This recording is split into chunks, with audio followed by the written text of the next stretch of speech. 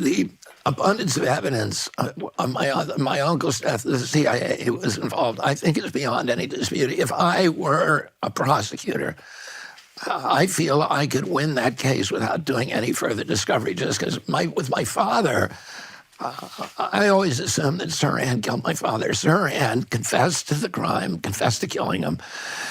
There were 77 eyewitnesses in the room. And, and so I didn't think there was any question. And then a guy called Paul Schrade, who was one of my father's close friends, he was a deputy director of the United Auto Workers. He had recruited Cesar Chavez into the labor movement. He was standing next to my father the night that my father was killed, and he took the first bullet. So he got shot in the head by Sirhan. Sirhan was waiting at a steam table, and my father was brought through the kitchen where he was not scheduled to go. And Sirhan fired 2 shots at my father. The first one hit Paul Schrade in the head. The second one hit a door jamb behind my father, the wooden frame of the door. The LAPD later took it out of that, removed it. Then he was grabbed by 6 men, including Rayford Johnson, who was the 1960 decathlon champion, one of my father's best friends, Rosie Greer, who was part of the fearsome foursome, and 3 other guys, or 4 other guys. They pinned him against the steam table, and they took his gun hand and they pushed it away from my father, pointing the opposite way. Mm-hmm. But Rayford Johnson later told me he was trying to pry the gun out of Sirhan's hand. Sirhan's this little guy. When I met him in prison, he was, the first thing that impressed me is how tiny and frail he looked. But Rayford Johnson said that he had superhuman strength. And he then fired off 6 more shots and emptied the chamber, but exactly the opposite direction of my father. And all of those shots hit people. So we know what happened to every bullet in his gun. He was always in front of my father and never got behind him. But the bullets that killed my father, according to Thomas Noguchi's autopsy report, Thomas Noguchi was the most important coroner in American history, and my father's autopsy is called the perfect autopsy. Because Noguchi knew that what had happened in Dallas with my uncle, where the autopsy was completely botched. And so he wanted to make sure nobody, to avoid all that criticism. So he flew in the chief coroner of all the armed service, every branch of the armed service, and a lot of other famous coroners, and they all sat in the theater and watched him perform the autopsy. And what his autopsy found is my father was shot 4 times from behind, never from in front. The shots, one of the shots passed harmlessly through his shoulder pad. The other 3, 2 lodged in his back. The other one was right behind his ear. And that in each case, they were contact shots, meaning the barrel of the gun was touching his skin or half an inch from it, and they left carbon tattoos. And they all had an upward angle so that whoever was doing it was standing behind my father and holding the gun, not directly at him like that, but at an angle where you could keep him closer. So it was almost like the guy who was in that position is a guy called Eugene Thane Cesar, and he was a security guard who was hired 2 days before. When my father's schedule was already known. So now he's walking through this kitchen, which he shouldn't be walking through. He's got this security guy. He grabbed the security guard is the guy who steered him into the ambush. That's what I'm saying. He had my father's elbow, and he was directing him. And then, Sirhan starts firing. My father then falls back, and he lands on Cesar.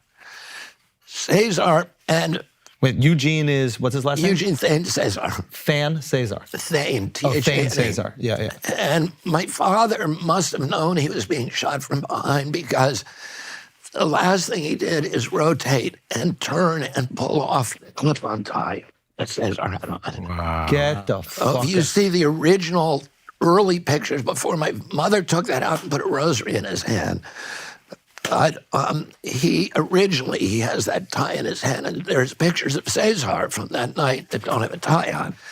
Cesar was was seen by all the eyewitnesses with his gun drawn. When he pushed my father off, he had his gun drawn. He was asked by the police, why did you have your gun drawn? And he said, I was shooting at Sirhan, but there's no evidence of that. And then he was caught in multiple lies about what he did with the gun. The police did not take the gun from him that night. There was a gun that was fired at the scene, and the police the police did not take it. And they, the police also destroyed all the photos before trial. They collected every photo taken in that room, 2,200 photos, and destroyed them all. Who hired Eugene? You said he was hired by a company called A Security, but he had a real job. His real job was at the Boeing plant, and he had a high security clearance. He was allowed in the top secret parts of the plant. Before that, he had worked for Hughes Engineering, which, Howard Hughes was very much, a guy, Robert Mayhew, who is his deputy, was deeply involved in the JFK assassination. Now, here's what happens next. A guy shows up as Sirhan's lawyer. It's an attorney who is at that point involved in the Friars Club case. Do you know what the Friars Club is? It's a club. I know the Friars Club in New York, but yeah, the original one is in L.A. and it was famous because the Rat Pack, Joey Bishop, Frank Sinatra. All of those guys, Sammy Davis, Dean Martin, were all members. And it was run by Mickey Cohen, who's the mafia chief, and Johnny Roselli, who was... Roselli was the Cuba guy. He was the liaison. Yeah. And so... we need the red string. They have a lawyer. And the wall full of pictures. Their lawyer, or Mickey Cohen's lawyer... shows up. Mickey Cohen is Alcatraz, right? He's the guy. Mickey Cohen is the mafia boss in LA. Yeah, they've been in a bunch of movies. Yeah. Okay, wow. And the lawyer has been indicted because in the Friars Club, it turns out that the mafia had secret recording. They had a television camera. They had cameras on the roof of the Friars Club, and they were looking at everybody's cards and fixing the games. And then it's a famous trial that took many weeks in LA. In that trial, it comes out that the defense, the mob lawyers, had obtained the grand jury testimony, which is completely illegal. You go to jail for a long time for that. This attorney was charged with that. He's under a lot of stress. He's trying the case for the mafia that he doesn't want to lose. And he's charged with stealing the grand jury testimony. And he somehow finds time to show up and represent Sirhan. So he goes, so he's Sirhan's lawyer.